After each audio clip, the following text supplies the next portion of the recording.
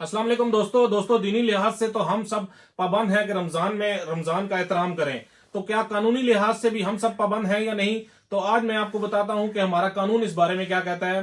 दोस्तों, कानून ये कहता है कि अगर कोई शख्स पब्लिक प्लेस पे कुछ भी खड़ा होकर खाता पीता है रोजेदारों के सामने फास्टिंग आवर्स के दौरान, तो उस बंदे पर एफआईआर दी जा सकती है और उस शख्स को 3 माह कैद और जुर्माना हो सकता है। उसके अलावा दोस्तों, दूसरी बात, अगर कोई होटल वाला या रेस्टोरेंट वाला अपना होटल या रेस्टोरेंट ओपन रखता है और लोगों को खाने की चीजें प्रोवाइड करता है फास्टिंग आवर्स के दौरान, तो उस शख्स पर भी एफआईआर दी जा सकती है और उस होटल वाले पर, मालिक पर या रेस्टोरेंट वाला जो है उस पर एफआईआर देके उसको 3 माह कैद और साथ जुर्माना भी हो सकता है।